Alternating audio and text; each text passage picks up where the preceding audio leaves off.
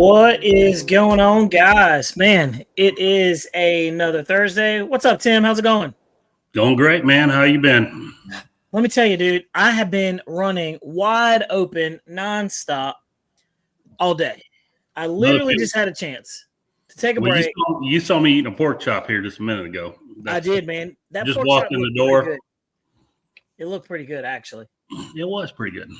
You know what's funny is people don't actually get to see the background stuff, like, you know, how we're in the background rushing. We're trying to hurry up and eat food and stuff like that, try to get, ready for the show. It's quite it's interesting. Normally, anytime during the week, I don't have like anything really pop up, but it seems like every Thursday, I always have things that pop up and that are in the way, in the mix.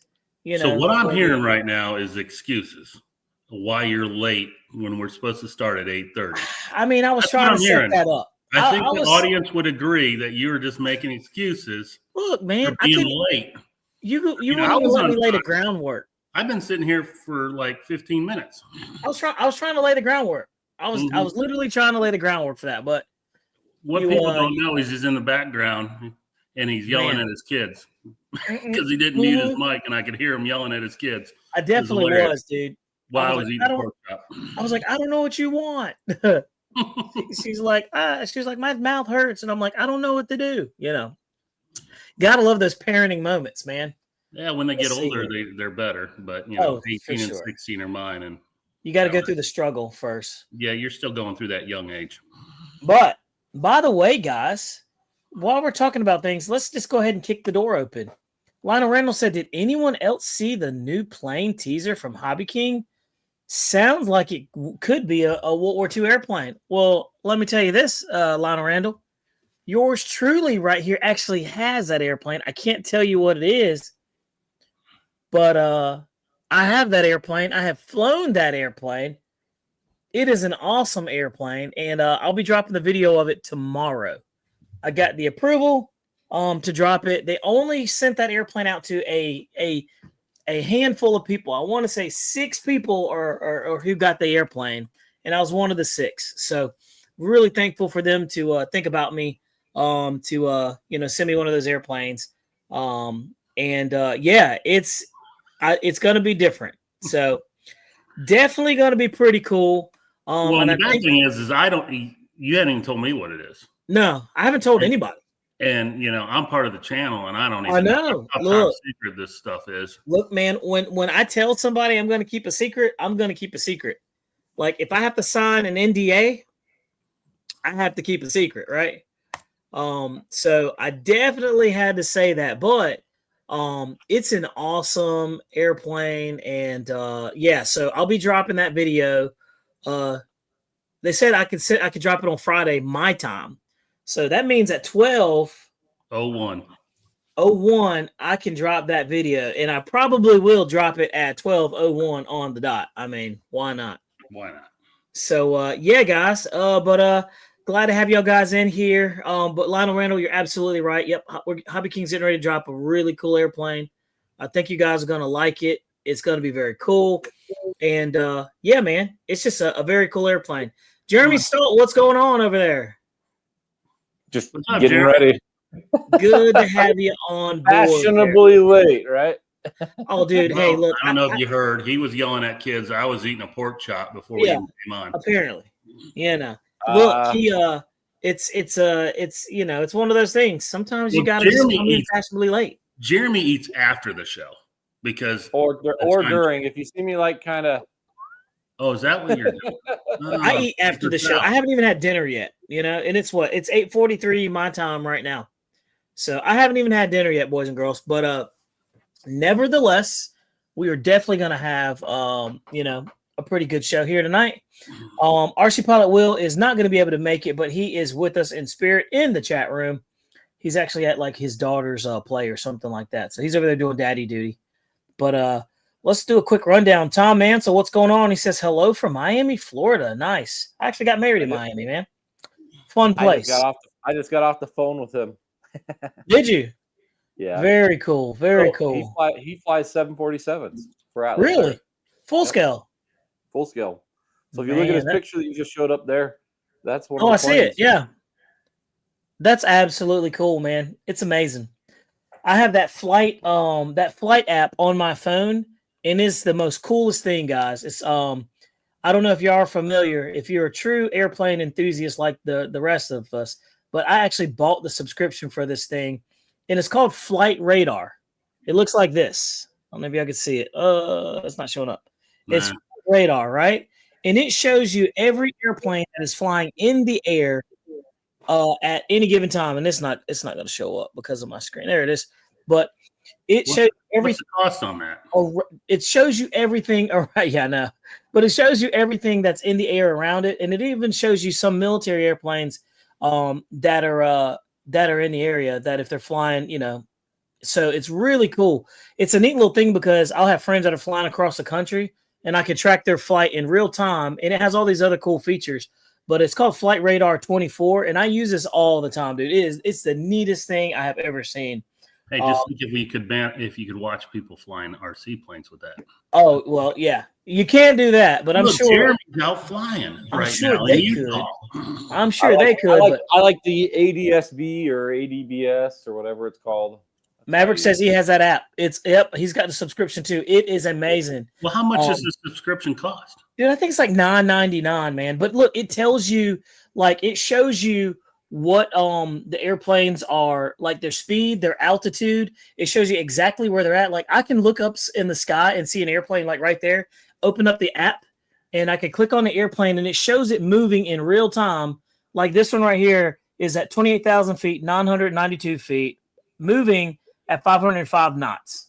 And it tells you it's going from Charlotte to New York, and it's arriving in New York in an hour and 3 minutes. Like it's amazing. Yeah, it's amazing. So Maverick said $13 a year for silver, and I think it's $40 for something else for gold. Yeah, so I have the silver, and John Patterson says it saved him from diverting 3 times. I'm telling you. So it's a really cool app to have if you're an enthusiast. So, and I just love it, man. So it's one of those cool things that you just get to see, and technology helps quite a bit. So with that says, 3120 Downforce says, does Jeremy have any insider information with regards to B1Bs getting back in stock at Banana? I don't know, Jeremy. We have containers on the way.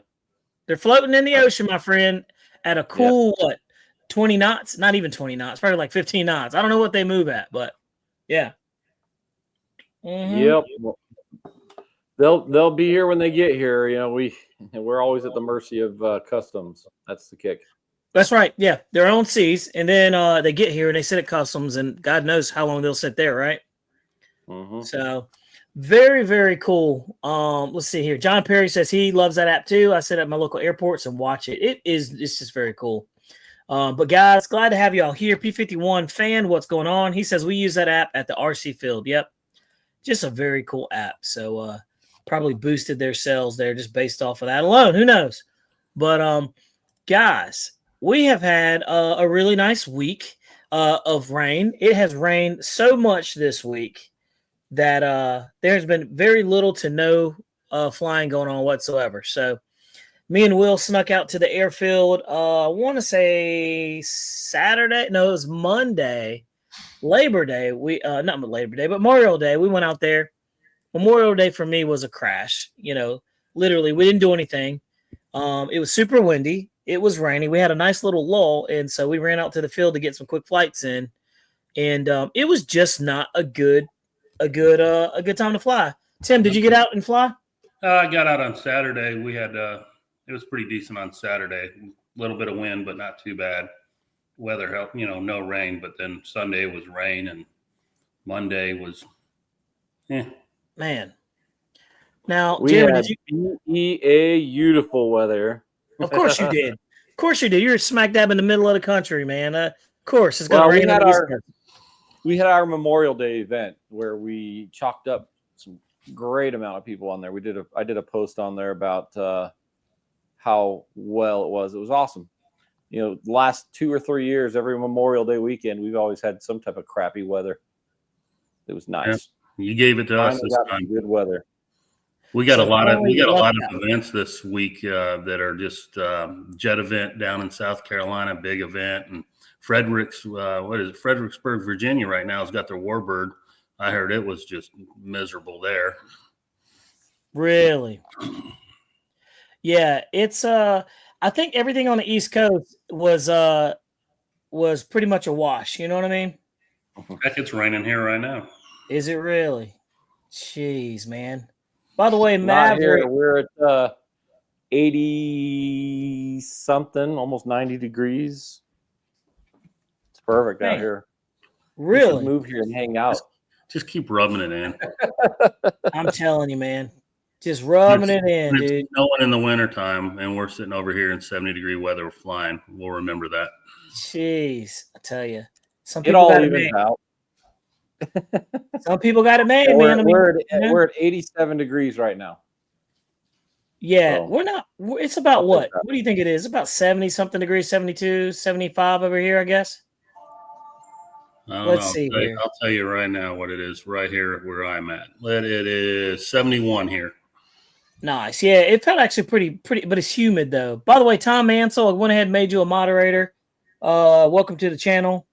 And Maverick, I made you a moderator too. Welcome to the channel, sir.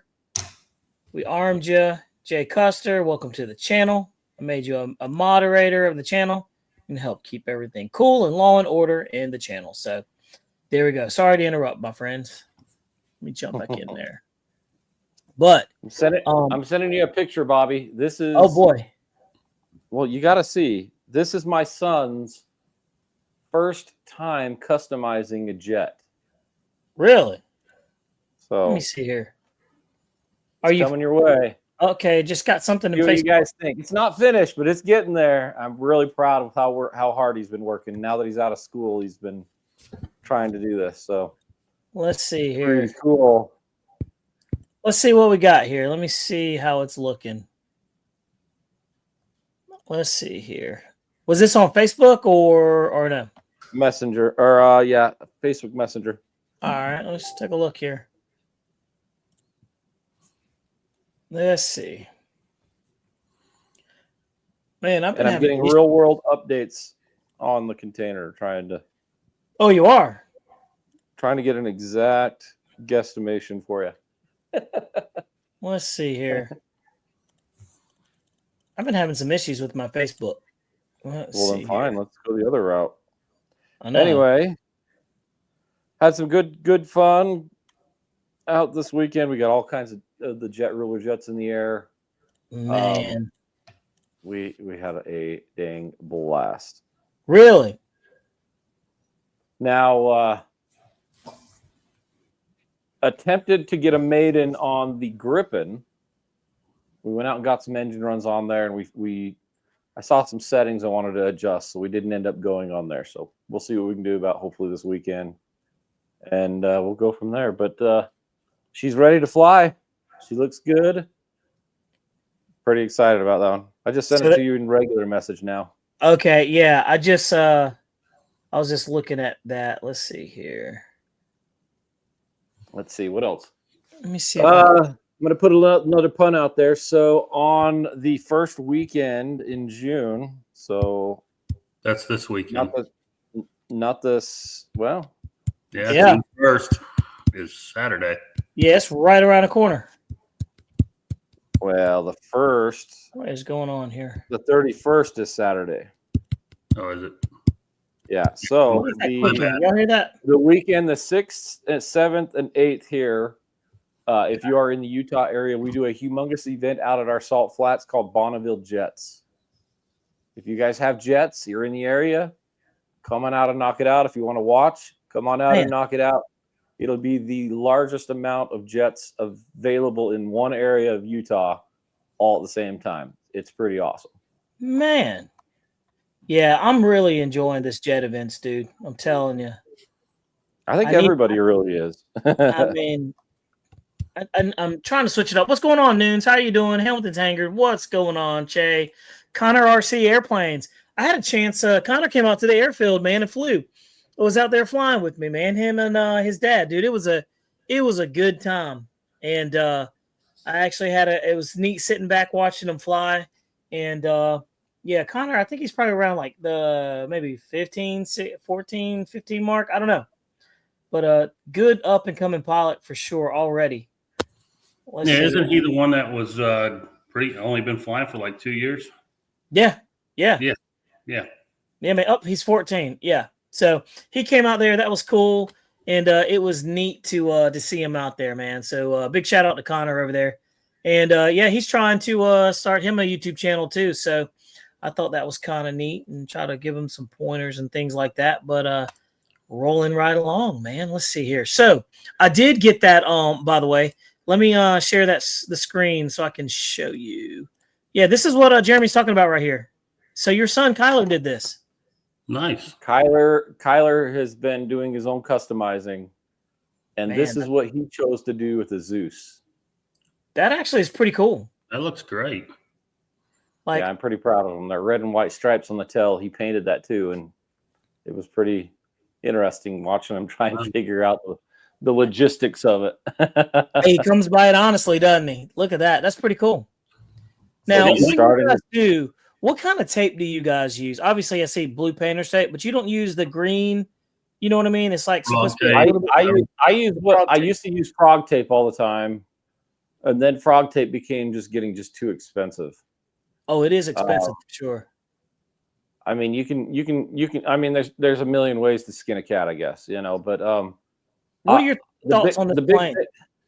The big thing is I always just rub it on my shirt first a few times, and then try to get it a little bit less sticky, and then I apply it, and then hope and pray that it doesn't come off when you pull the baby tape. powder works too. If you put baby powder on it and then put the tape over it, because it absorbs the paint, so it. That's some of that. Maybe you know, I haven't some of that Diddy stuff. I don't know. That's what I heard. I said baby powder. You sprinkle it on the plane, tape it, and then not baby oil. Oh, okay. I thought that's what he said. I wasn't sure. I was wondering. It was. I like my plane slick. Didn't know. I want them to go through the air slick. Yeah. There you go. That Body Shop plastic tape. Bill Wagner was talking about that. That's that blue vinylish type tape, right? Yeah. I use that whenever I have it, but we're out. But again, he started doing this when he got off of school, and I was at work, and I came home and he had it worked on. So I was like, "Good job!" Yeah. Very nice. Very awesome. Nice. Yeah, and I saw you bought your daughter a car this week. I saw that too, man. Yeah, in the Solt household, things are moving quick. Man, I laughed because it was a Hyundai, but you bought it at a Ford dealership. I was like, man, he bought a Ford. Good man. Hey, you know, well, used. I mean, I did just buy a Bronco, so. Oh, I got one too. They're nice. They are. Yeah, nice. I love my Bronco.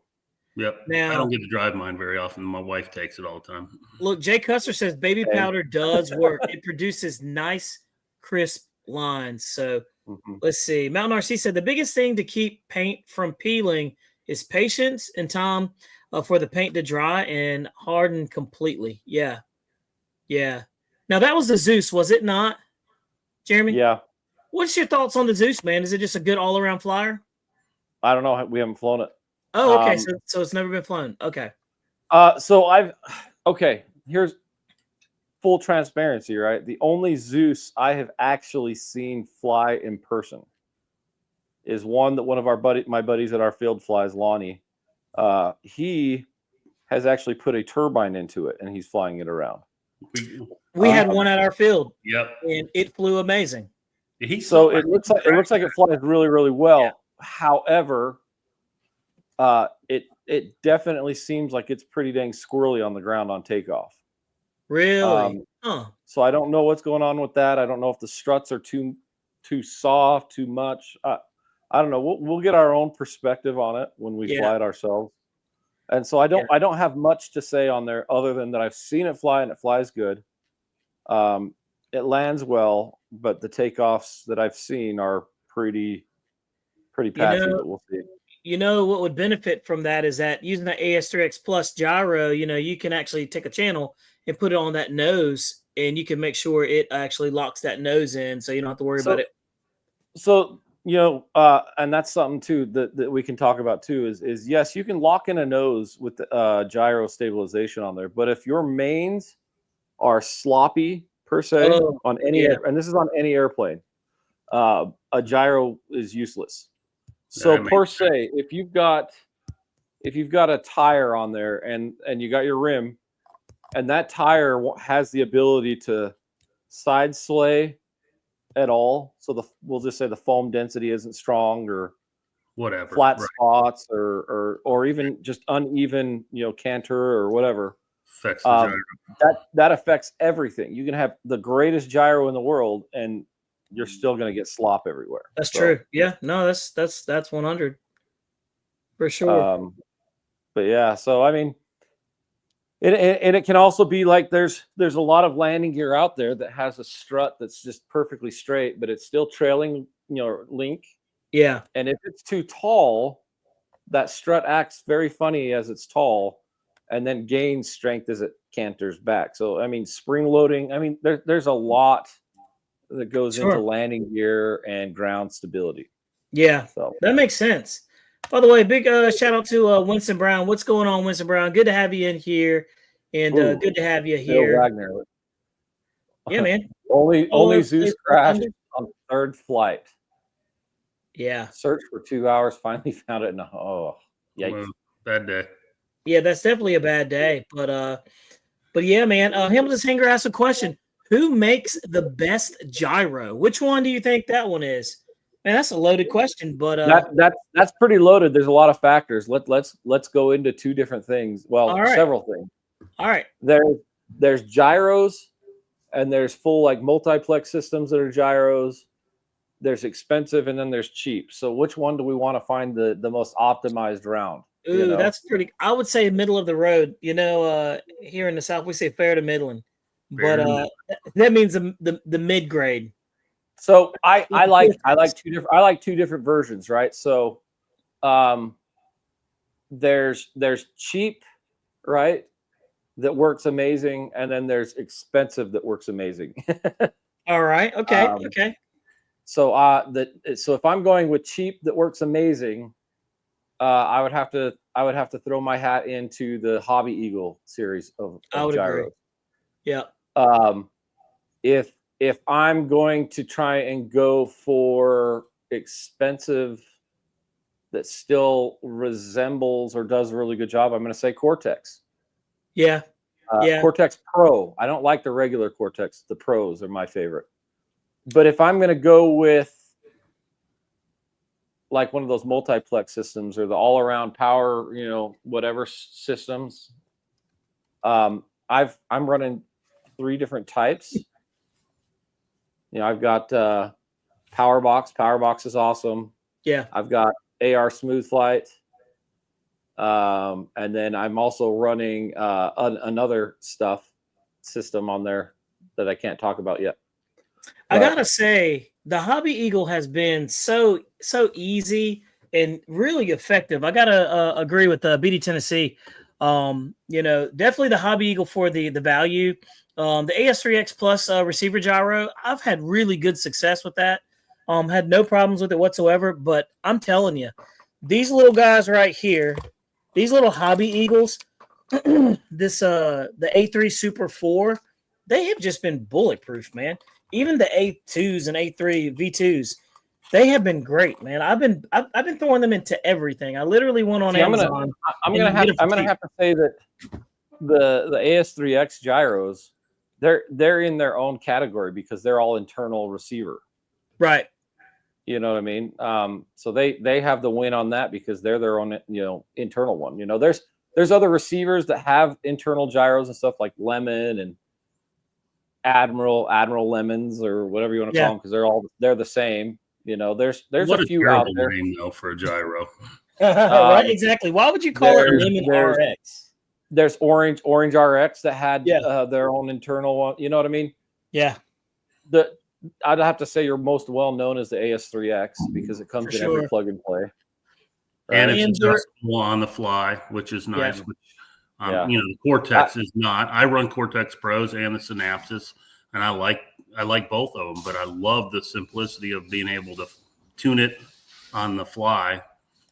And it really all depends on the application, what you're trying to use it for is what I go with. So if I've got crazy space in an airplane, that opens up my options. Right. If I am very tight on space, like for instance, that X-Fly Tomcat, right? Right. I'm limited on what receiver gyro setups I can put into that. So I put the AS3X, I think it's what, a 636T or something like that. Right, but you updated it to the Plus, right? I didn't do anything with it. But easy. I'm just saying though, I mean, for convenience and space, that works out great because I don't have two little boxes, you know. But if I've got gobs of space, like in a turbine, you know, I'm going to do whatever. So, like for instance, this one right here that I have right now, I've got the power safe receiver inside there, and I got a Cortex Plus in that Gripen. You know.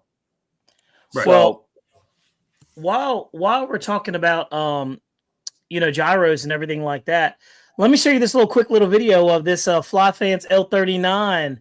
I learned a very valuable lesson about gyros and being you know, more studious about, you know, checking them and making sure everything's pretty good before you take them up. Because like I said, I learned a very valuable lesson with those, and I have been nothing but really good with gyros before, but I knew this day was going to happen when I made a mistake.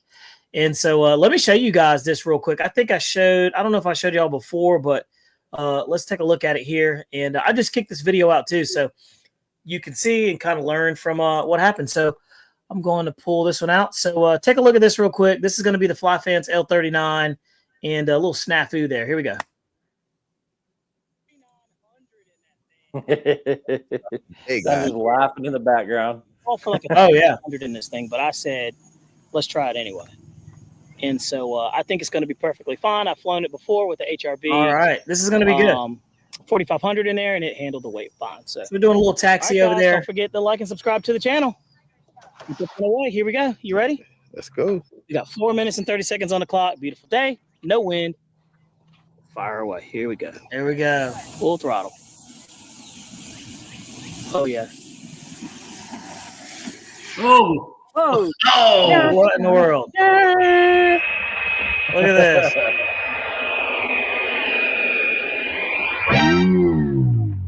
Ailerons reversed or the gyro reversed? Yeah. Whoa. Which one? Here we go. Gotta watch one thing. Let me figure that one out. He rolled over on me. Yeah, that looked like a gyro malfunction there. No, it wasn't a gyro malfunction. Maybe. Not at all. Ailerons reversed? Nope. Nah, your ailerons was working. Oh, you talking about on the gyro? Yeah. So the gyro. Guys, we're back out here with the Flyfans L39 64 millimeter airplane. If you saw the video, you saw that I had the gyro reverse. So learned a very valuable lesson. Always check your directions on your control surfaces before you take it up, right? Nobody's perfect, right? That's right. But and it's fun to crash sometimes. But got this one back together. Literally glued it back together with some foam safe glue. And yeah, going back up, exactly. I literally had this thing back together as I was out there after the crash. So we're going to take it back up. We have the gyro on in the right directions, right? We triple checked it. Yeah. They're definitely working, but we're going to make this.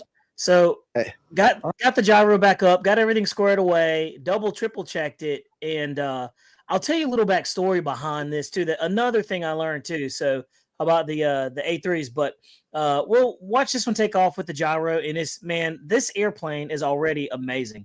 And it made an amazing flying airplane. Like an incredible flying airplane. So check it out. All right. We got 4 minutes, 30 seconds on it. We don't care. Fly. It's already on step. Already on step. Look at that. See, that's what happens when your gyro is working in the correct direction, guys. Dude, look at this. Wow. I don't know if you can see it or not, but look how locked in that is. So let me get this thing trimmed out. I mean, coming around. And they are worth every penny. Look at this thing. Best value. It flies amazing. That's a 50% throttle. Yep. She's just cruising. Yeah, look at it. Now, It is unreal how well this thing's flying. saved yourself and got in the air, turned it on, and then found out. Whoops, So here's the problem. backstory. Here's the backstory. I only had 6 channels with that one, right? So I didn't have an open channel for that airplane. So I was like, dang, I normally will always have it on an off channel, or and then I have it on off where I can turn it on, turn it off, right? But I didn't have an open channel to have it on a switch. So I had it on. And so I double checked it and triple checked it and made sure it was going in the right direction. Well, what I didn't know was on those little gyros, there's a button that sits on top. And what I ended up doing, I was over here looking, but what I did was when on top, right there, that button right there, yes, that little black button right there. What happened was I put my battery on there to move my CG because I was using a 4200 SMC, which is a little heavier. Had to slide it back, and I had to put it on top of that. When I put it on top, I hit that button, and when I tightened it up, when I tightened it up, it hit the aileron button again, and I noticed it because I saw it flash, and I was like, "What was that?" And I didn't think about it, so I hit the aileron button and actually hit it twice and changed it and reversed it. Because if you go through the settings on there, you'll hit the button, and then it'll flash once. And then it'll flash twice, and that means ailerons. And then you'll hit the button to either reverse it or leave it the same. And I hit it twice and reversed the ailerons before I took it off. And so I learned something that day. But it was one of those things where luckily I was low to the ground.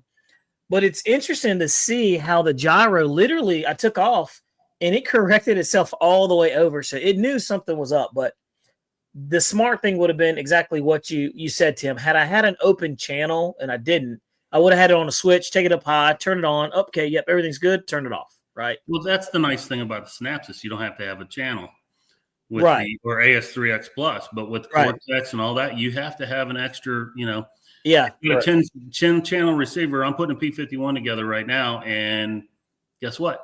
I needed an extra channel for the Cortex. So I had to go to a 14 channel. Yeah. Yep. This is another type of setup too. Man, let me try to pull that over here. I'm trying to pull your picture up.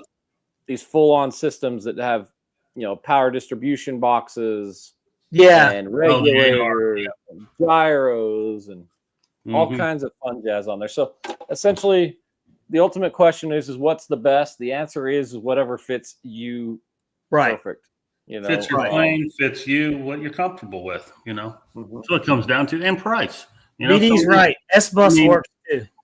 That's the thing. You got a Cortex in that plane over there, but you got a power safe. You got a $400 power safe in there. Right. And you got a $320 Cortex. That's a lot of money. Or you have a $20 receiver where you just get an open channel and you stick it on there, right? So, but it's all relative. That's an expensive plane. Exactly. So, I spend more money on expensive planes with better receivers and better gyros than I do something that's a foam plane, an F-22 foam or something. Bingo. Yeah. And there's one other gyro system out there that I forgot to mention too. What's that? And that's the internal gyro. Yeah. So like on a control board like our J20 has. So. Oh yeah.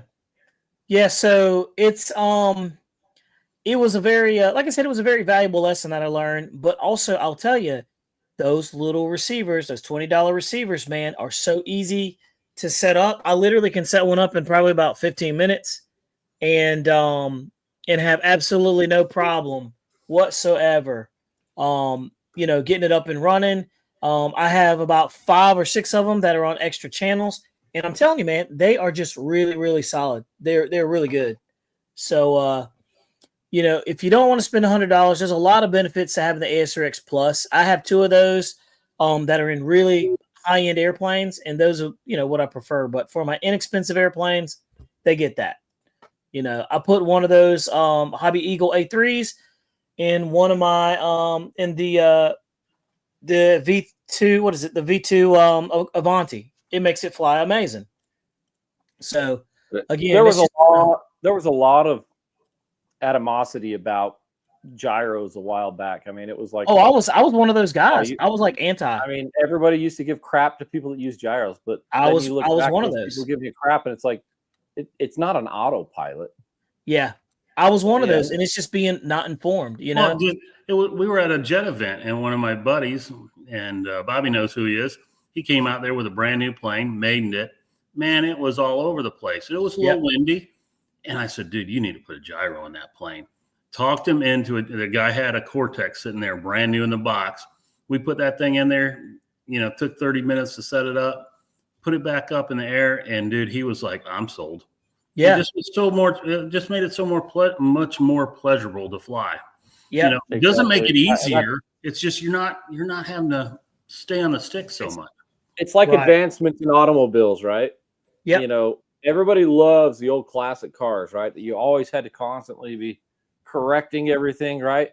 That's all great and everything, but isn't it nice to not really have to touch your steering wheel and it kind of goes absolutely. Yep. You know what I mean? You don't see people turning that all off. Exactly. And I'm a total anti-power steering guy. Well, it's kind of like adaptive speed control. If you've never had it and then you get it, you don't want a car without it anymore. That adaptive speed control is awesome. Right. Yeah. So, and the thing is like the whole thing about the gyro, and I said it in that video, is that it's not flying the airplane for you. What it does is it takes those little minute things such as wind and bouncing and knocking your wing, up while you're flying. It takes that out and just makes you really enjoy flying. You can actually focus on the peaceful side of flying versus saying, oh, I'm going straight. Oh man, the wind just knocked me up and knocked my wing left and right. You know what I mean? Like, yeah. And you're more likely to go fly on a windy day. Absolutely. Versus not flying because you don't like flying it when it's getting bounced all around. Absolutely. Like, I don't worry about the wind on a windy day. Now, with that perfect example is the AL-37. Sure. Like, it the definitely the AL-37, right? If you don't have a gyro in that thing and you have any kind of weird crosswind, that is a ride of your life trying to land that airplane without anything on there. But you put a Hobby Eagle in there, you don't even know there's a wind.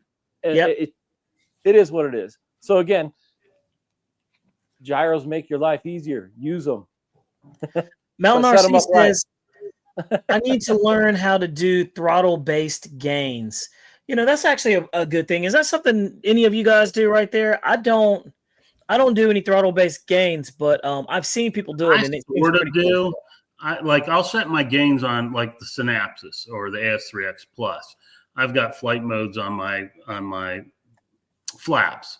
So I adjust my gains to like full flaps, slow flight. I just max them out, capture the gains, and I fly it like that.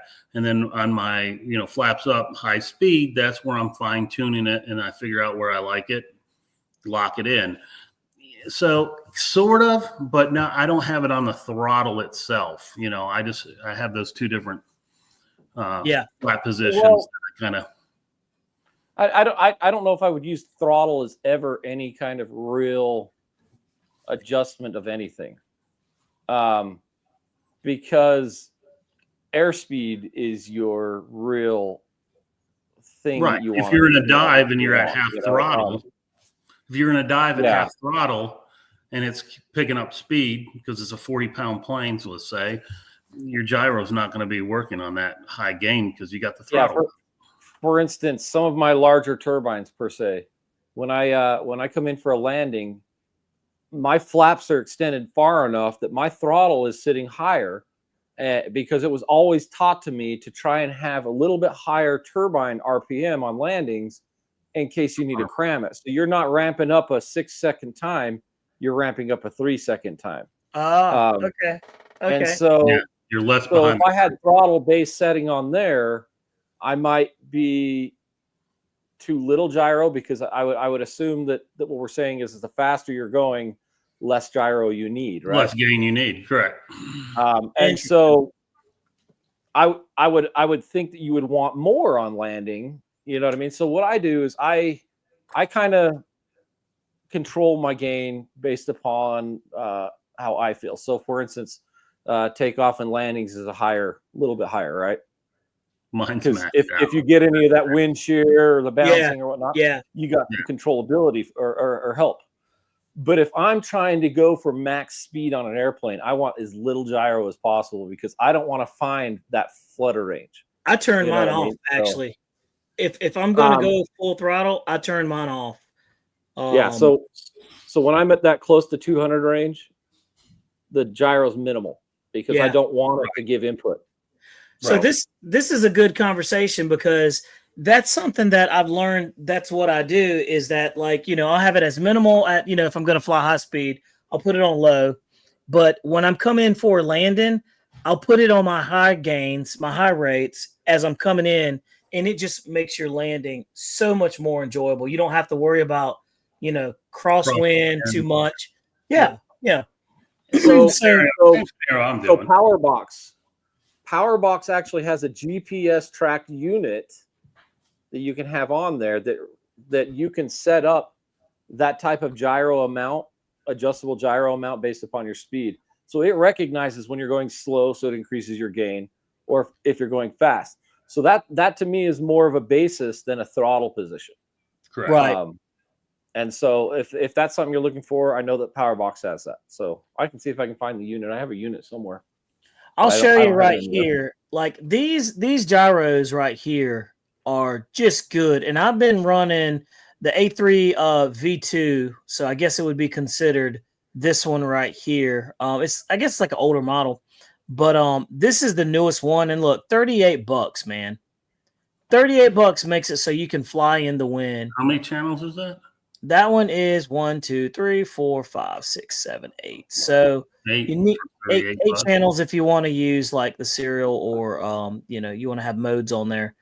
But I normally will use just a 6-channel one. I have this one and I haven't used it yet. But in the last show we had, one of the guys in the show was saying he puts these in his turbine jets. They're running these in the turbine jets, and they've been pretty bulletproof. The Hobby Eagles? Yeah, the Hobby Eagles. Yeah. He's braver than I am. Right. But you have to understand, I mean, you know, I don't know if I would put it in a turbine, but I saw that they are okay with the turbine because you can change the frequency. If you have interference, you can change the frequency of these gyros, which is interesting. So I don't know if I'm brave enough to try it in a turbine. Like I said, I have everything I've flown is AS3X in my turbines or Cortex, and they're pretty solid for me. But you know, it's just kind of one of those things that is fairly good. I mean, for the price. So in your EDFs and your prop planes, yeah, you're safe with these. But the price, you just can't beat it. You can't beat it. No, that's a great price for a foamy. I'm not going to put it in one of my giant scale warbirds or Hamilton's asked. He says, "Why wouldn't it work?" Is the question. My question is that too. The only thing I could think of why it wouldn't work is like interference from the turbine. You know, that would be the only thing. But again, you can change the frequencies. Yeah, the noise I didn't produce, but you can change the frequency if it is creating noise. So that's the thing. I went online to look to see if there's if it says yes, you can use them in turbines. But here's an issue with that, though. Nobody's talking about is the frequency is going to change on the turbine as you throttle, as you throttle up or lower the throttle. Yeah. So you get it in the air, and you don't on the ground. You don't see a problem. You get it in the air, and you're flying full throttle, and all of a sudden the thing goes crazy. Yeah. Well, are you able to get it on the ground? Well, I hope you got a switch. Right. I mean, it'll always make it to the ground. For sure. Yeah, I'm just talking about in one piece or not. You know what I'm trying to say. Yeah. I mean, I'm big on having a gyro that you have a switch on so you can turn it off. Because I've seen a guy at airfield, and it wasn't a very expensive plane, but the tape or whatever he had holding the gyro down, he didn't have a switch. He couldn't turn it off. And you couldn't control that plane. It was out of control. It's very risky to do it. Like I said, that's why I did it with the most inexpensive airplane that I had. I was like, let me just see. And, you know, that happened. So you really got to make sure that you got your throws, the gyro moving in the right direction. I got Che. There's a reason why the Synapsis, the power safe with the Synapsis has shielding in the actual Synapsis unit. That's a separate unit that's off to the side of the power safe. The problem is with the X3, the regular receivers that Spectrum has with the S3X Plus does not have that shielding. So that's what we're talking about is the shielding that they're putting in there. Some of these, I think Cortex has shielding, you know, and I'm sure some of these high end, but these lower ones, I don't think they have the shielding in there.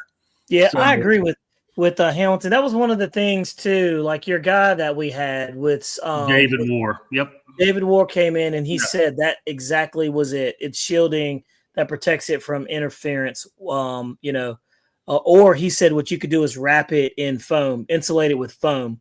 Yep. If I remember, and that would do the same. Well, it's not necessarily an interference like a signal interference. It's vibration, right, from the turbine. Yes. So correct. So when things get vibrating, they just want to keep resonating that vibration as long as they keep getting it. The vibration that's input into it, and that's what happens is eventually it becomes a huge vibration signal, and the gyro doesn't know what it's doing. Right. And so then you start crazy. the surfaces twitching, Right. and whatnot. So Dunstan Henry says Hobby Eagle gyros are solid. Their algorithms are better than most. And I will say I would agree, their algorithms are better than most, and they consistently do updates and upgrades to their gyros. Like they just do that. I did see that on their website that they're always doing that. You can download them, the newest firmware to them, so that kind of thing. So, but I will say the AS3X has been great for me. I have it on a turbine. It's been no problems whatsoever. I actually have it on that BAE Hawk out there, and it's been fine. I have no problems with it. And I had it on that the T45, the HST Jets T45. I had it on that. I run those in all my Warbirds, Jeremy. I've got two I Cortexes just laying want over to there. show people what they look like. You know what I mean? Yeah. Since we're talking about it, I don't have one to pull out to. Well, Hamilton's got another, Che. He's got another question. Cortex sells a vibration box. Talk about losing peace of mind. Though it causes it should be buy it or I don't know about this vibration box. Do you know about that, Jeremy? Cortex. Well, I'll look it up. Yeah, well, BVM also has something like that too. All it is it's just I don't know. It's just a foam box. It's like a beer cooler box, but small. Okay. Yeah, they call it a hush box, basically. Yeah, there you go. And that's to take some of the reflective noise that is inside the fuselage bouncing around and affecting. Here you go, right battery here. tray and yeah. So it's a hush box, and it look like you said, it's a foam box. It looks like it goes in there, But I don't know anybody who runs that on any turbine, and there's a ton of people running those Cortex Pros. Oh yeah, there's again the reason you would need that is if you look at that setup right there, that looks like that's the center of mass of the airplane. The ideal spot where you get the best everything, right? Right. Majority of turbine guys, that is all the way up in the nose somewhere, forward and out of the way. But if you are experiencing flutter or random irregularities in your surfaces, you might need to add one of these. Huh. This is new. I had no idea about this. And for $20, I think it's a good little addition to kind of give you some peace of mind. But you're right. It's just literally it's just foam insulation. Like again, Tim, your buddy said that one's better looking than the one that I had seen. So that's different. I mean, I like that one a lot better than the other one that I seen. The other one that I seen was fairly large, and I was like, "There's no way that's gonna fit in any application that I would be able to put it in." So, yeah, that's a clean setup too, by the way. That's pretty cool. Yeah, they got everything underneath that panel. Sport jets, like the Matrix, they're clean decks. Yeah, very very cool to see. So, and then this is the Pro flush mount. They have a little flush mount there where you can, I guess, put it in there as well. So that's kind of cool. Yeah, appreciate you sharing that with us, man. I would have never known about that. So again, that's some pretty cool stuff. So one of the companies, AR Smooth Flight, within their latest updates that they've put in there within the last year and a half, they actually have a setup inside here that if you have any of that noise, you can go into what they call a turbine filter, and you can put it on low, medium, or high, and that will help dissipate some of that the irregularities. So a digital filter that does that. Huh. Kind of neat. Well, let's switch gears. And again, not every airplane needs it. Right. Well, Truth Still Matters you got a problem. Has a question here. He says, I'm deciding between the Habu 80, the new one that just came out, the FMS Futura, Love or it. the FMS BAE Hawk. I'm flying off of grass. Any suggestions? Ooh, I already know which one I would recommend. I'm the Futura guy. I've got one. It is a blast to fly. All right. Okay. I'm gonna be the FMS BAE Hawk guy. That would be my second one. 100%. Man, see, I would say FMS BAE Hawk first, and then FMS Futura second, and the Habu 80. I haven't flown the Habu 80, so let's say that. But the only reason I'm saying the Habu 80 is because a lot of the reviews that I've seen just kind of say it's kind of middle of the road, right? It's not wowing. That BAE Hawk is a rocket ship. That FMS Futura is a rocket ship. And I'll say that Futura is like flying an arrow. It just goes, and with the gyro in there, man, it just makes it so much easier. I mean, it's just a good flyer. What do you think, guys? Yeah. I just like the look of the Futura. I would say if you're not caring about scale look or real look or whatnot, you're right on par. But if you're going for something that is like an airplane that you can see every day flying, then yeah, you're obviously going to have to go with the Hawk first. But if you're trying to go for sport jets, then you're on a whole different road. You know what I mean? But I would go with the Futura. No offense to the 80 mil, Habu. It's a Habu. It bores me. Yeah, and that was the thing. The only thing about the Habu, I was really hoping it was going to be like the burgundy and black one, like the fast one, right? Like the Habu 2. The Habu 2, yes. I thought it was going to be like that.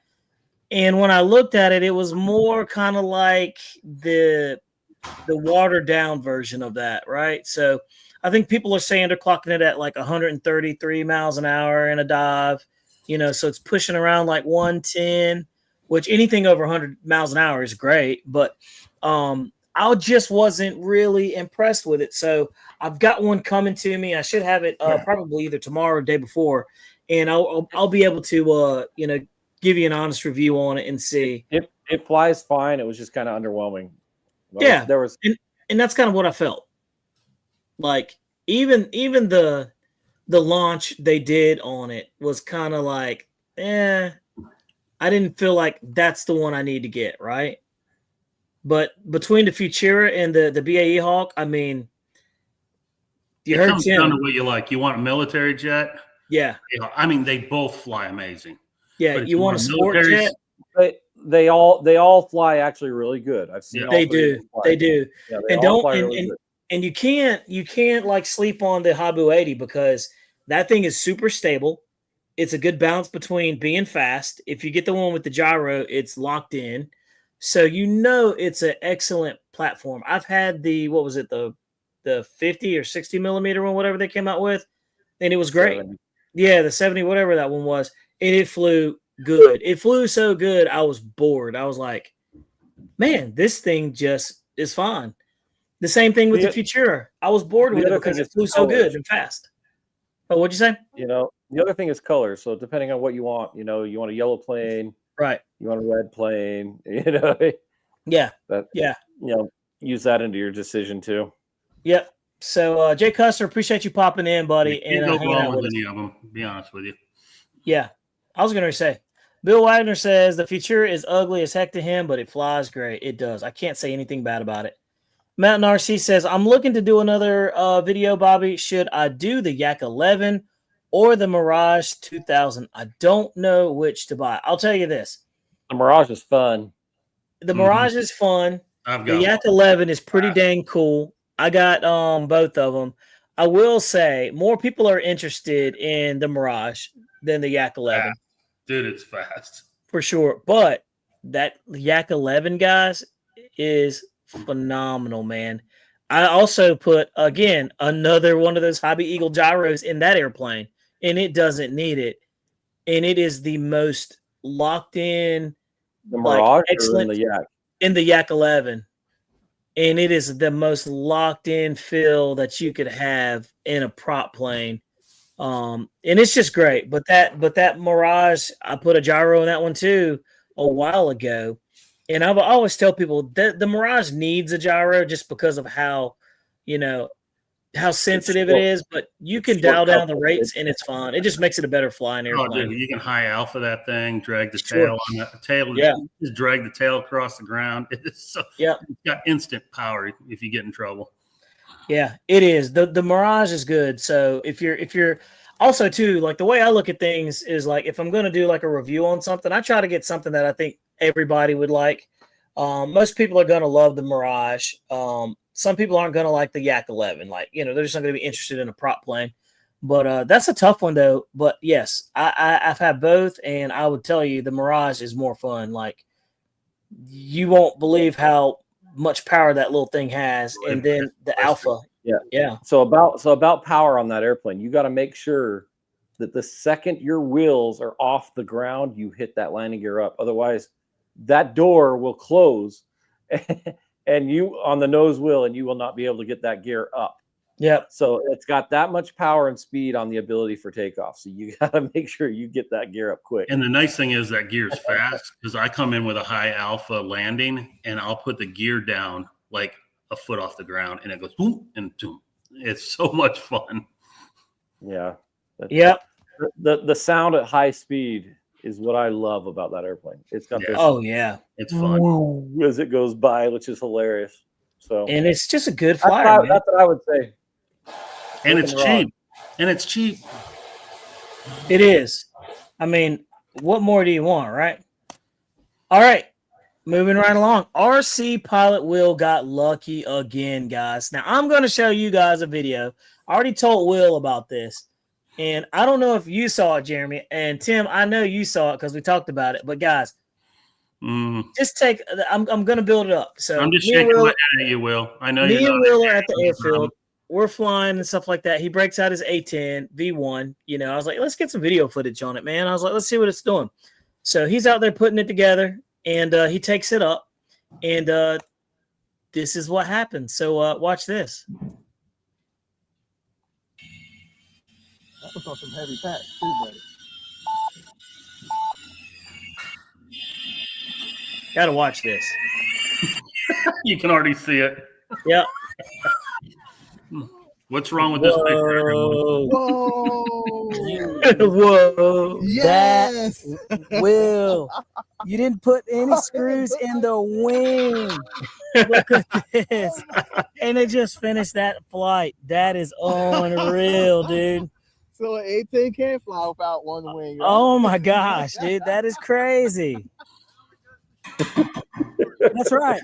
When the background's like, see, that shows you it does need a wing spark. Unbelievable. Oh my god. Yeah.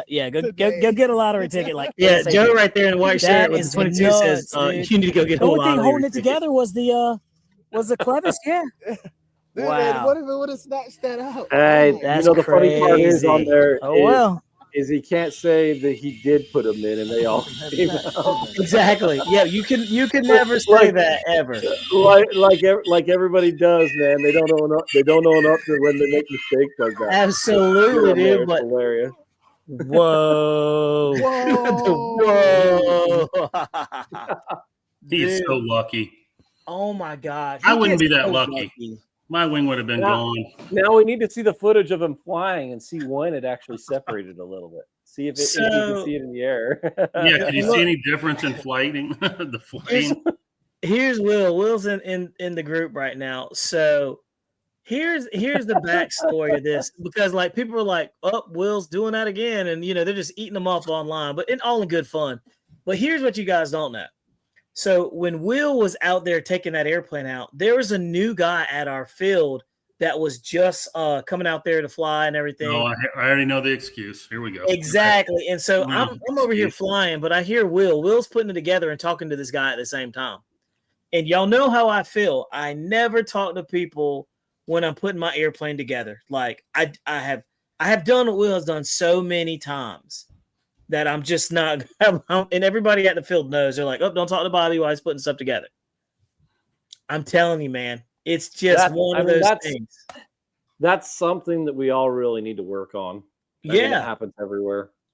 It does. And it's like, sometimes you got to just be like, hey, I don't mean any harm, but I got to focus on this thing. And I tell people, I'm like, hey, I'm not trying to be rude, but I've got to focus on this. I said, I had put this thing in the air with no, screws in it before so many times. I got to focus. And they're like, oh yeah, no problem. No problem. So my our brother Will says it. Question is those screws they fall out. They don't stay in the wing on that Dude. plane. So he's sitting there, he puts the thing back together and he's like, hey, what are these two? Never mind. Right, exactly. You would think, right? It's kind of like putting an engine back together in a car. Hey man, I got a couple extra bolts. That's exactly what happened. Will's not here to defend himself. Oh no, not at all. This is why we got to talk about it, because he can't come in and say anything, No. But I'm telling you, man, he's gonna get on with his phone just for a minute to rebuke us. Yep, I did not. And you can see what Will says. He says, "Don't let people distract you at the field." Is the moral of the story? Absolutely. Correct. And it's like, and y'all know this. Had that been like a gasoline airplane or something like that that has vibration, that would have been a wrap. I'm surprised it didn't come loose, anyways. I know. Well, the funny thing was, I want to say I was like, dang, man, I was trying to get him to do like some loops or something like that. Yeah, good thing you did. Yeah, it's a good thing you didn't. So, Green Shade RC. He up there does a pop top. All of a sudden, the wing goes. Yep. Green Shade RC says, seems like it is always the new guy that is a chatty Cathy when you're trying to concentrate. And he's absolutely right. It's just one of those things that happens, They don't know better. I mean, they're new to the hobby. They don't, when I go to the field, if somebody's putting their plane together, I try to, not talk to them until they're done. Right. And it's just the right thing to do. A little field etiquette never hurt anybody, right? So, but I'm telling you, man, it's one of those things. Though, that's for sure. Yeah, for sure. And look, we got Will over here. He looks like he's trying to come in and defend himself. Here he goes. No. There he is. Yeah. There he is. Yeah. Y'all made me stop eating my steak dinner. We changed our mind. We didn't mean that. We didn't mean that. I stopped eating my steak dinner to come in here. I definitely meant it. You saw the extra screws and you said, Yeah, he said, I don't care. He's like, what's the matter to me, right? He doesn't care. Hey, look, man. Hey, the thing is, the dude was talking to me while I was putting together. He came over while I was putting together my F-22. I completely ignored him during then. And I pulled the A-10 out and started putting it together. And he was just constantly going on with the F-22. He had a kid next to it with him. So I'm trying to keep an eye on the F-22 all at the same time. Like, don't mess up my jet. So I just put the A-10 together, threw the gear out. Bobby was ready to start recording. And I was like, okay, Bobby, let me throw these gear out and I'm coming. And I throw the gear out, completely forgot I didn't put screws in the thing. Oh, for sure. And went up on a flight like I actually put the thing together, and it was not put together at all. Here's the moral of the story, Will. The funny thing is, Will, I'm sure that we've all done that. Oh, yeah. We've all done it, but we're all like... No, here's the moral of the story, Will. You need to buy the version 2, so the wings just clip on. You don't have screws, and you don't have to worry about anymore. That's right. Why buy version 2 if I have the version 1? It'd be better. I'm just saying, you don't have to screw the wings in. But if I buy the version 2, then I can't get the J20 when it gets here. Jeff Jr. I don't think Stoke want me to waste money on a version 2 when the J20 is on its way. And hey, however we all waste our money, that's all fine. That's true. Does the new plane have clip-on wings, or does he have to screw them? I mean, that could be a deal breaker now. You have to screw them in. It might be a handicap there. It's not going to work. Wow, that is funny. That is funny. I can't believe y'all made me come out of dinner to sit in the car to jump on it. He's like on the freeway. He's like, I'm cranking this over. I gotta. Hey man, we just appreciate you, dude, coming in. And, man. But no, you brought up a very good point on this whole thing, though. That's why we check everything. Best way we can, Mount RC says I keep a flight log, pre-flight log in there, log book at the field for maintenance log. It's pretty interesting, it's like Bobby said. I know Bobby when he's at the field and he's setting up. If you're not over there helping him put it together, don't go over there. It's true. And you got to be somebody he trusts to come over there and help him put it together. Other than True. that, you don't bother him. You let him put his planes together. And I should have did the same thing, but I was being Mr. Nice Guy and new guy at the field. And you know, and it's just I could have lost my jet behind it. You know? Man. So yeah, it could have been bad. Well, I just bought the darn nose retrack and put in that sucker too, man. I would have been pissed. It's got a new gear. Exactly. But no, man, that was some pretty sporty stuff right there. So it was kind of cool to see that work out for everybody's benefit. Right. I will. Yeah, exactly I'm going back in to eat dinner, guys. So all right, go back in there, man. We appreciate you, buddy. Right, we can talk bad about him again when he gets off. Oh, you know. Yeah, okay. You know this replays tomorrow, right? That's fine. You can call me tomorrow too. There it is. Now, later, guys. Hey, see you, Will. Appreciate you, buddy. Yeah, man. All right, guys, let's talk about this SE5A World War I bird. Look, it's right here.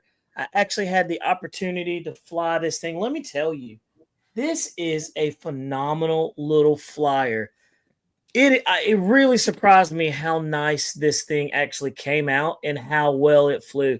It's got tons of power. If you look at it, it's just a beautiful airplane. Look, they got the guy with the little scarf on and everything like that, but simulated machine guns and even the prop, man. I mean, like, look at the prop, dude. This thing is a really good flyer. We're running on 4S, and I already have the video and everything done on it, but this thing is a powerhouse. You can fly at scale, or you can fly it like it's a rocket ship. It's completely fast, but I gotta say, man, this thing loops in flight, knife edges. I mean, it does all that stuff. Well, maybe not knife edge, but it actually flies really, really well. I was really surprised with this, the performance of this thing, and then also I'm really surprised of how well it's done. When I was out there on the field, it landed and nosed over, and not only did it not mess up the prop, it didn't even mess the wings up or anything like that. But it was a really nice flying airplane. A Connor RC planes that's in the channel here, he actually was flying it too, and I was like, man, let me see how this thing flies. So it flew really well. Yep, Jeremy, you got one too, man. So this is a version original. Oh, yep. That's the original one. Yeah, but look at this stuff. Look at that, huh? Just Let's see what the differences are. Yeah, not much on what it looks like. Look at that, man. Not too much. Yeah, colors changed a little bit. Yeah, but it's definitely not a bad looking bird. But dude, it flies amazing. I was so. I don't even know where the battery goes in this thing. Oh, it goes in the bottom. Yeah, you haven't flown it that long. Jeremy, this one right here, the battery's right here. It's this little bay on the top. Yep. It's kind of like the old timber versus the new timber with the top exactly, load dude. Bottom load. But this thing actually pull the cobwebs off this thing. Yeah. But this is an excellent flying airplane, guys, for the price, $309. Really not a bad price for it. Flies amazing, and I would highly recommend this pretty much to anybody, man. This thing takes off super easy, lands super easy. So I can't wait. Yeah, it's a keeper. It's absolutely a keeper. Wow. I mean, you would not think something like this is a keeper, but it absolutely is the way it flies. And it has so much power that you can't get bored with it. Like, you just, you're not going to get bored with it. I heard it flew better on 3S because it wasn't overpowered. I would agree.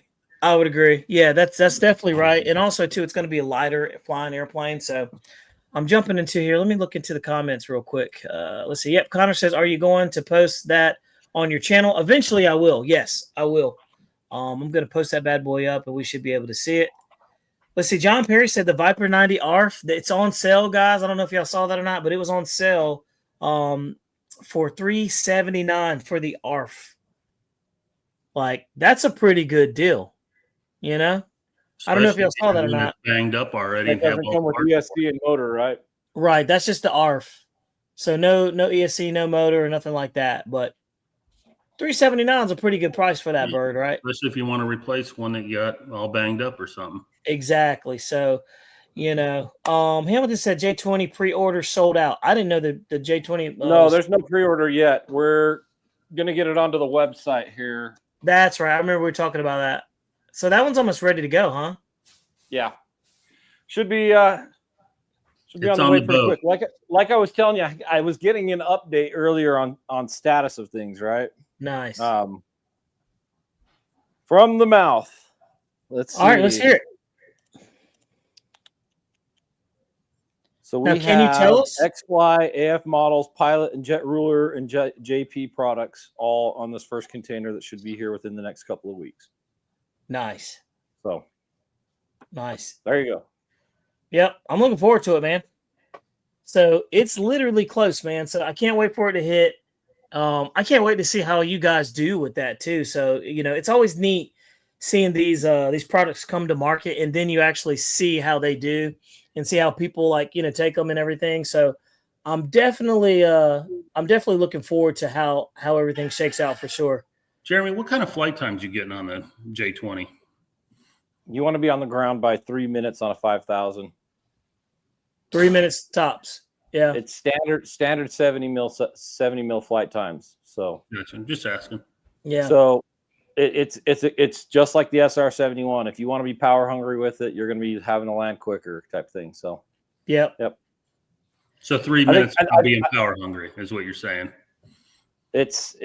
Everybody's going to want to fly it fast and hot. So it's gonna Gotcha. you got to be on the ground by 3 minutes. So you can put larger batteries in there. We were flying on a 6,200 milliamp hour pack.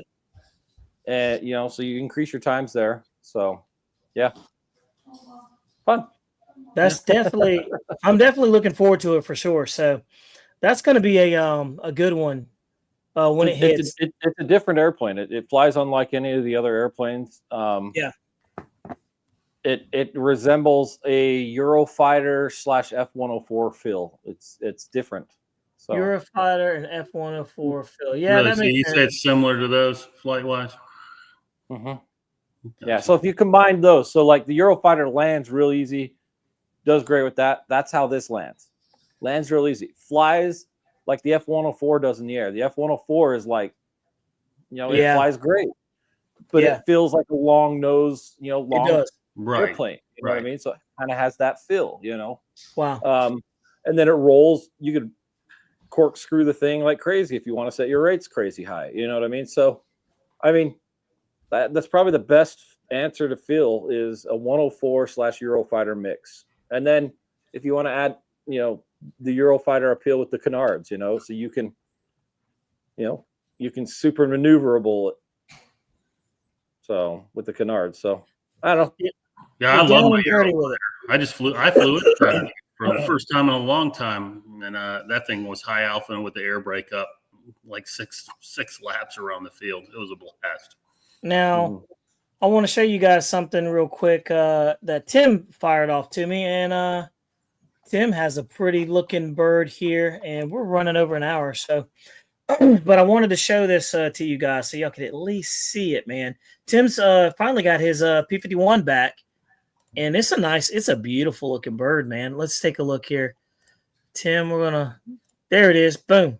Check this one out, guys. Look at that. Tim's got a little Dealy, what is that? Dealy, that's a DLE 55RA.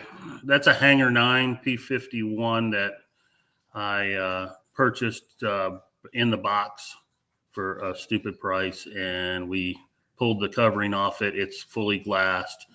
And then I painted it. I didn't want a silver P-51 or a gray one like everybody else. I wanted something different. So did the Geraldine scheme on it, but it's all weathered and then matte clear coat over it. And it should be done probably Sunday. Man, how much weight did it add to the, painting it and everything? About 3 to 4 pounds. We haven't weighed it yet. But this is the third one that my buddy glasses them for me. And this is the third one he's done. And I don't know, he's the one who did my Corsair, my Seagulls Corsair. He glassed that one for me. So it's going to be a fun little plane. I wasn't planning on buying another giant scale warbird, but this thing was a ridiculous price for the only thing I had to buy for it was the retracts and the spinner. I had everything else sitting there. So long story short, Tim couldn't help himself, guys. Yeah, he couldn't help himself. It's gonna be a fun flyer. But I'll tell you what, my favorite plane still, my favorite warbird is that Black Horse BF-109. That thing is the best flying plane I've got. That's a nice looking bird, man. They did a good job on it. So you got your nice Yeah, one, man. that glassing looks great. It does, doesn't it? Yeah, the You did a Corsair good job. good too. You've seen it, Jeremy. You've seen the pictures of that Corsair. You've commented on it. Man. He does. How much does he charge to do glassing on airplanes like that? Yeah. I buy all the supplies. So the paint, the glass, the epoxies, everything. And basically he's probably somewhere around $800. Wow. But you got to think you got $500 worth of supplies too. Oh, for sure. Text me. It's not cheap. Not at all. Not at all. Now, all right, guys. Last topic over here. It came out last week. What do you guys think about that little B2 Spirit? Have you guys had a chance to see anybody fly it? Have y'all flown it? Have you been up to the field to see that thing? You know, it's a little UMX. Not even out yet, is it? Do people have them? I don't think so. I'm trying to figure out. I thought Yeah, it was that's right. I thought the pre-order was like till next week or something like that. Yep, I think you're right. I think they're supposed to be in try next week, I think. You think the 229 is a good price for it? I mean, or no? It's one of those airplanes you've got to be ready for. Yeah. I mean, it looks like It's it not your flies first great. jet. It's not your It flies first like a jet. fighter jet. I think it's crazy power, which is cool. Hey, y'all remember that little twin 40mm Citation, the UMX version? That thing was screaming fast. That was a super fast little twin 30mm. It had a ton of lights. It was awesome. It was great. Yeah, I don't know what happened to it. Discontinued like all the other ones. Yep, they just fade them out, man. They're hot for a little bit. I want to see the Thunderbird F-16 redone in a modern. That would be cool. Better power. Then I can put it on the boom again on my tanker. I'm definitely ready for some new airplanes coming. Didn't the military just buy a new block too of F-16s? I think they did. The Flint says, "Should I get an F-16 or they're looking to go into a new block?" What do y'all think about it? Let's see. Should I get an F-16 or Avanti 90mm? First jet, second jet. What are we talking? Yeah. First jet. We need more information, and we need to know what your skill level is. That's right. Yeah. Bill Wagner says 90 V2 F-16 all day over the 80. And I have that one, and I flew that thing probably about 9-10 times at the field. And that F-16 is a awesome flying airplane. And let me tell you guys, I flew that F-16 at 50% throttle with a 5800 SMC. I didn't move it any more past 50% throttle. And I got that sucker down. I landed it after 3 minutes of flight and had 47% left in the pack. I was like, wow. So that just shows you if you're not all into the throttle, it's not going to be power hungry. And you could float that sucker around at 50% throttle and still get really good times. So I was impressed with it, man. Let me ask you a question. You've flown the E-Flight 80, right? Oh, yeah. Yeah.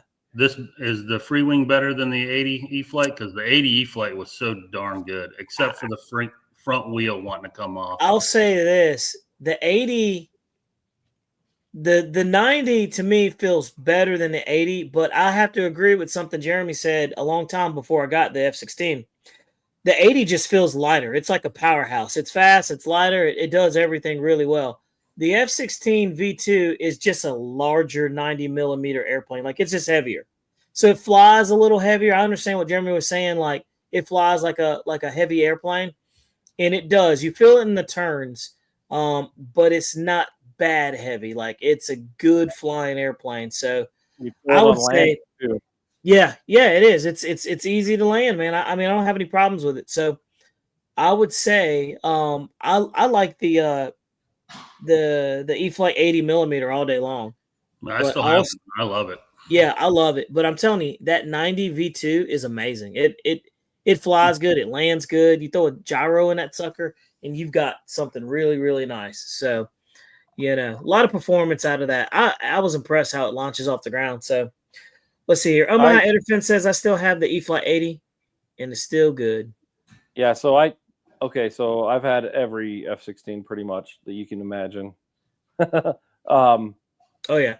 I had a bazillion of the version 1s. I've had several of the E-Flight 80s. And then I have one of my the version 2 free wings, and I will give it to them. They got a lot of great looking stuff, a lot of aesthetics, a lot of cool things with the lights and speed brakes and stuff. But if you want a jet that you want to rip and yank and bank and not feel like you're going to be having to be like on the time tick down, E-Flight's the way on that one. Yeah, I would. I gotta agree with you. I gotta agree. But didn't they discontinue it? Is it discontinued or is it still available? I don't think so. It probably is. I wouldn't doubt it. I'm just saying. I mean, the E-Flight. You're saying they discontinued the E-Flight one? I believe. Take a look and see, Bobby. You got the computer. I'm looking right now. Yeah, let's see. But that's crazy. I actually went and so I had sold my gray one off to a guy, one of my buddies, and I went and bought it back. That's how much I am not on the side of that the version 2. So wow. So it's showing it's out of stock and not available. But it's not. But I mean, it looks great. It's got a great scheme and everything on there. But I just you like the E-Flight. It's not my forte. I like the matter of fact, I'm actually creating it for an AL-37. Yeah, it's in stock actually for the 80. I'm wondering if you took this 80 millimeter and let's say I bought the this 80 millimeter and I put like a 2150 kV in there, if it would give it a little bit more performance. I wonder. But the 80 doesn't need any more. That's what I'm trying to say. No, it doesn't. It absolutely doesn't. But for the people that want it's an 80 mil, and it outperforms, in my opinion, the 90. Yeah, it does. I mean, that's all. That's what I'm trying to say. That's why I like the 80 better. It does. So. It definitely outperforms it. It lands better. But I will say the weak point though on that airplane is that landing gear. That front wheel. That front wheel is why I was like, nope, I'm not going to do it because I've already went through 2 on the E-Flight, and they were good landings. The first one was a horrible landing, and it just didn't hold up. But with this F-16 V2, the landing gear on this thing are robust. Like, they are pretty dang strong. But the 80, yeah, Jeremy, you're right. It's I put glue on the C-clip. I put glue on the C-clip, little CA. See, that's the issue that the 80 mil has versus the 90. Right. Is that they did not do a pin that goes through the wheel and then gets locked down into the knuckle. They did a knuckle that has a pin and then an E-clip on the outside. Yes. So that is what I don't like about the E-Flight one. You know what I mean? Just to be fair, and everything. Right. That's what I don't like about that airplane. But again, we're talking, different flying styles of what we do. So I have my asphalt. So when we're talking about landing gear, what you're seeing is a little different than what I'm seeing on landing gear. You know what I mean? Because what I'm seeing is I get a different feel on landing gear. I see whether or not it sways side to side. You know what I mean? And the E-Flight one to me, when I make a turn or anything like that, it doesn't sway like the 90-16, where it has slop on the sides a little bit. Yeah, that's funny. You know what I mean? So we get to see a little bit different feel on things than you guys with grass. Grass, you'll never notice that, Right. But I see that stuff in our stuff because we've got a smooth runway where we can see that, or we're taxiing and we see it does its own travel because of that little bit of slop, You bring a good point, Jeremy. That's something I've never even really thought. You know what I mean? It's not a part of my thought process because I don't experience that. So I could definitely see where that's a problem for sure. Yeah, I could definitely see. It's not necessarily a problem. It's just a difference in yeah, it is what it is. But again, all transparency, they're great airplanes, both of them. No, they are. And I flew mine off grass the whole time and never had a problem. And still have a problem with the gear on that. Yeah, see? So it's and I wouldn't even say, a lot of people fly for grass. I know it's our landings. That first time I came in pretty hard and it just gave way. Like it's gonna do it. But the second time, we have ruts in our field. And so it'll hit it and it's just kind of like not robust to handle that. And it's an F-16. I mean, that little landing gear on the F-16 are tiny. Like, you know, it just is. Well, that's why you've got the bloody big wheel. You got the giant wheels on some airplanes is for that, you know, grass type of thing. But you know, everybody loves scale, but you got to take what you can get sometimes, and they've got small wheels because that's what's got to happen, you know. So right, you imagine an F-16 with a wheel, a big old 80mm wheel on the front. That'd be crazy. I'm looking at here. The Flint asked a question. He says, "Any thoughts on the Avanti 90mm?" So I'll answer this real quick. My experience, I flew it. I actually maiden one. I had a video for it, and I did the maiden on. I didn't like it. I maidened it for a guy. I took it up like 2 or 3 times. It flew really good. It's a great flying airplane. It's got plenty of power. This was the 6S version. Right? Yeah, I don't have the FMS one. Yeah, but we're talking about the FMS. And I flew the 6S version. It was fine. It was great. But I have the 80mm version, which is just a perfect balance. And my thing is, if you're going to go with the Avanti, you might as well go with the 8S. Just go to the peak power. It's not any more heavier, and that Avanti can handle it too. So this is a great flying airplane. It flew good. And Hamilton says any Avanti flies awesome. Yep, he's right. So yeah, the FMS one flew really good. Yep. We had a weird anomaly with the gyro system in there. I don't know why, but we ended up recycling power and everything was fine after the next flight. But flight's great. They got great power. I would have thought it needed to be faster. Were you impressed with the speed? It didn't seem like it was as fast as I wanted, but it feels like it's got the ability to climb better. It's the oddest thing. I'll agree. It didn't feel like I kind of felt underwhelmed when I went full throttle. I was like, oh, that's it. You know, it didn't seem super fast. I was expecting it to being a new Avanti, that it was going to just like overwhelm the free wing version. How many they have? 3, something like that. Yeah. I thought it was going to be better than that, and I don't know if it is in regards to speed. But I like it. The doors and all that seem to be better on, you know, throughout the airplane. So I think it'd be a good candidate for like a turbo, like a X45 or something like that. You know what I mean? Like if somebody wanted to do something like that to it. But yeah, the 8S version would be the way I go. I don't really care about the thrust vectoring kind of deal, but you know, the vectoring's fun. You know, it's just like me and my giant, you know, 5th scale with vectoring. It's got a part in the hobby, but is it the main focus? No. Yeah, it's fun. It's an extra fun option to toy with, but it's something I don't want on. Right. I got to we've actually seen one get obliterated by vectoring. So. Oh yeah, yeah. And you know, the thrust to me, and this is just me speaking, like thrust vectoring for me is kind of like, it's like a gimmick. You know what I mean? Yeah, it's cool. It could do this stuff, but like, how often am I going to do it? Is it worth like the extra, you know, the short flight times, the extra, you know, stress it causes, the extra weight on the tail end, you know? So, but hey, if you're a 3D guy, then that thing should be yours. You know what I mean? That's what you're going to do. But definitely a good flying airplane. Pretty good. I want to say you know, I only flew it like twice, you know, so I can't really say it's a great flyer, bad flyer, but that was just my experience right off the bat. I just felt like, I thought it was going to be a little faster than this, right? But it flew great. It took off like it was nothing. I'm having a hard time getting about 100 feet, if that. Yeah, you know, that type of airplane for vertical. So Keith Dunn asks, this is going to be the final question for the night. Keith Dunn says, how about the Twin 70 J11? Well, Keith, I fly off of grass, and we had such a problem with the SU-31 trying to get it to rotate. I didn't even bother. You know, so that would be, I think those airplanes are like hard surface air, you know, runway type airplanes. We have several people that have that airplane at the field. And they should, because you got a hard surface. That had that airplane. I haven't seen it much. The airplane kind of dwindled away. Yeah. There's a guy that's reviving speed tests on there.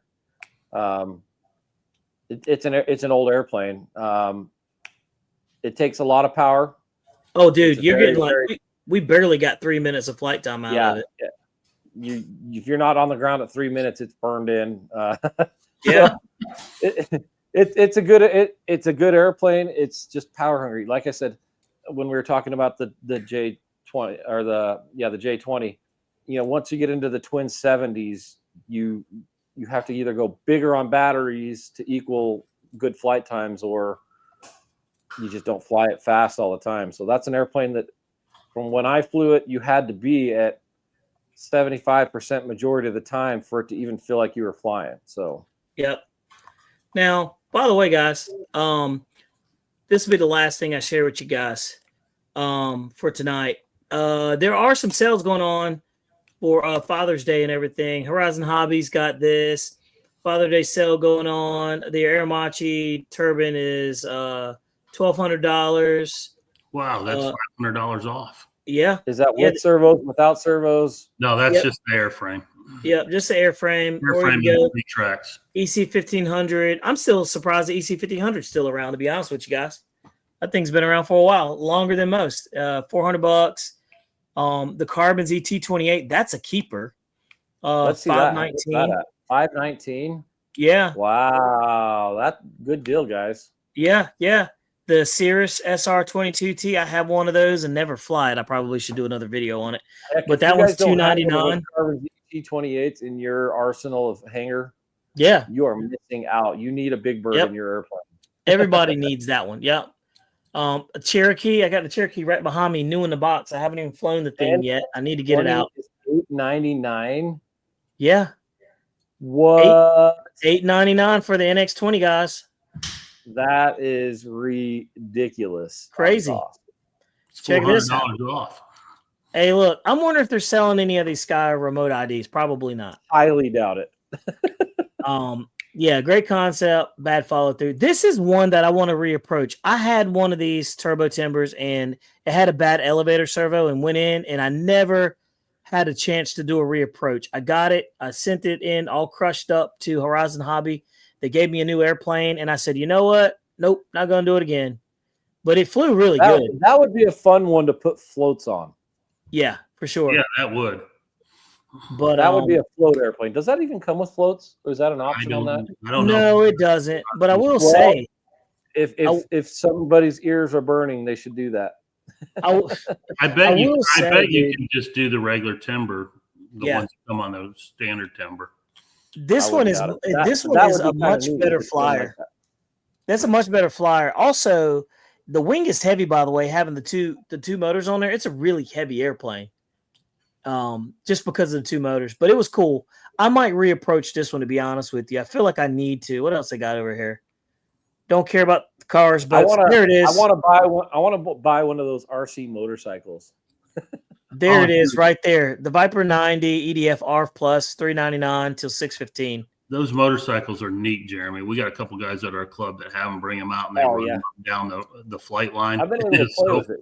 They're ridiculous cool. They're just so stupid expensive. Exactly. That's what stops me from wanting to get one. But yeah, so yeah, most of the Horizon Hobby stuff, the airplanes are actually a pretty good price. It's not. I'm blown away at the price on the MB339. That is a smoking deal. It is a smoking deal. And look, because I'm now part of that little elite member thing with the I have that 30% off on that, and I'm like, that might actually not be a bad, 30% off of that. So, but there you go, guys. Just wanted to share that with you. Guys, kind of let you kind of see what's going on there. And Keith Dunn again with the super sticker. Certainly appreciate that. But yeah, man. So look, I'm getting ready to shut this thing down. We've been going for an hour and 33 minutes. Let's see. 3120 says he's blown away by the price on the STS. Little 50 millimeter. It's a good flyer too. But man, I think we're gonna shut this bad boy down. I'm tired. I'm hungry. Hadn't had dinner, and it's 10:13 p.m. here. Tim, you got anything? Nope. Hope everybody has a good weekend. Hopefully we'll get some good weather. It looks like Sunday for us, maybe. Yeah, Sunday's looking pretty favorable for us. I got my fingers crossed. Jeremy, what about you, man? You got anything for us, buddy? Again, just another plug on their Bonneville Jets in Grantsville, Utah. Again, the date is going to be the 6th, 7th, and 8th of June. So come on out if you want to see some awesome jets. There you have it, guys. Certainly appreciate you guys hanging out with us this Thursday night. I hope you enjoyed the show. Dude, we covered a lot of good topics, man. The whole gyro thing was really, I felt like it was important conversation to have. And then we talked about the J20. Man, we covered a bunch of good topics there. So, guys, hope you enjoyed that. Next Thursday, we may have a special guest. By the way, this was the 200th live show that we did, man. That is a lot of man hours involved to get to 200. So, man, that's crazy. It was cool to hit this waypoint, and we'll just see how far it goes. But other than that, we're out of here, guys. Certainly appreciate you. Y'all hang tight, get some good flights in there, and we are out of here just like that. Bolt your wings up, people. Louis Motorsports said, Bobby Doe.